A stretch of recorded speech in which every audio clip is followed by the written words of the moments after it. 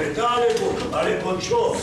Hádam vás, Vaško, ten bubon prevážil. Bubon, kde bubon? Bubon je celý, ale bubeník hádam na chrapení. Ozaj, Slánko, a nechrapíte? Oj, celí sú ešte, celí. Ticho, nezbledná chasa, vám sa je dobre.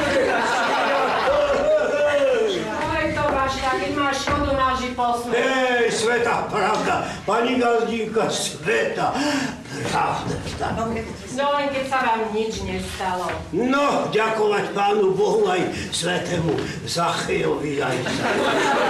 Viete, v chrbte to troška seplo a niečo by žilo pustil, ale to nič, všetko sa napraví, keď moja stará mi to skončí. Čože?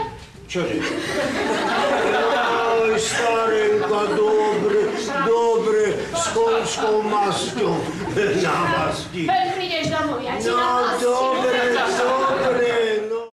A čo ty máš so mnou? S koho som čo ja zdieral? Nemám ja svoj majetok po svojom nebohom otcovi? To určite. A milíte sa, pán sused, u nás odjak živa zasedala statočnosť za stolom. Máme jediného syna a toho oženíme aj bez vás. A my, dievča, vydáme aj Richterovho syna. No, vypýtajte, alebo nášho domu nie.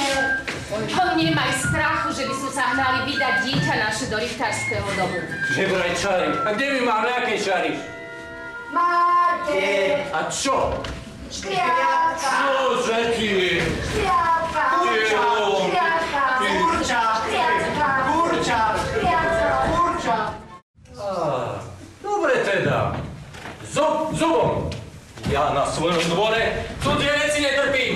Tu si ma niečo vaše, ty škriaty, a ty si väčší, ty údroga, Škriatku za škriatku, Čo? čo si už dievky za peniaze predal. ale to tiež, že som ťa náhodou máš nevolal. No, ty si mi to sveta navršel, mňa tá, pred ľuďmi ma na jazyku za každým slovom Pána Boha a potom morím všetky peniaze nosí. No, keď nosí, nech nosí. A keď ti bude treba príť, nádelím z tých peňazí aj tebe.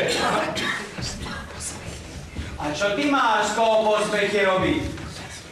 To k tebe chodí nejaké peniaze, hádam ja? Alebo moja žena? Bývaj na oče!